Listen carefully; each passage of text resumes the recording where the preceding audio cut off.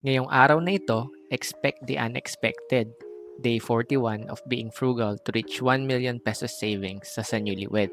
Samahan nyo kami sa mga simpleng goals namin today. Kahit kinagabihan, may naging abala na hindi namin inaasahan. Short break muna tayo from work ngayong umaga at dalawa lang talaga ang gusto naming ma-achieve today.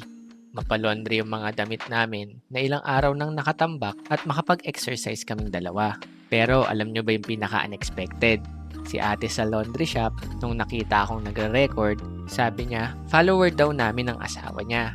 Nagulat kami kasi hindi namin ine-expect na umaabot pala yung videos namin sa ganung paraan. Kwento pa niya kay wife dahil daw sa panonood ni husband, nagsimula silang maglista ng expenses nila kahit paunti-unti. At doon talaga namin na-realize ang sarap pala sa pakiramdam kapag yung simpleng content mo may natutulungan ding kapwa. Sabi ko pa nga kay ate, sama kita sa vlog namin para makita to ng husband mo. Kay kuya naman, shoutout sa'yo dahil unti-unti mo nang sinisimulan yung pagbabudget nyo. At kung may natutunan din kayo kahit konti sa journey namin, sobrang na-appreciate namin yun. Pag uwi sa bahay bago mag-workout, napaisip tuloy ako.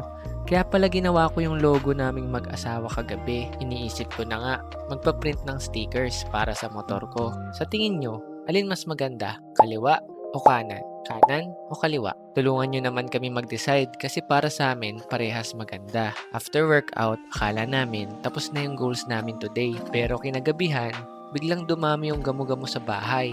Ayun na nga, lumabas yung teamwork naming dalawa.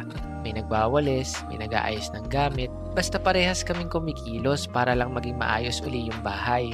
Tapos habang pinipicturan ko yung gamo-gamo, pag upo ko, biglang napunit yung shorts ko. Short ko pa naman to na halos 15 anyos na sa akin. Nakakaiyak talaga. Since ako, bihira lang bumili ng bagong shorts. Pero si wife, tawang-tawa. At sabi niya, i-give up ko na raw kasi puro punit na. At sa dulo ng araw, naisip namin yung lesson for today. Sa pag-abot ng goals, hindi mo kailangan manlamang ng iba. Mas maganda pa rin yung sabay-sabay kayong umaangat. Kaya, samahan nyo kami sa journey na to. Day 41 pa lang, tuloy-tuloy na to.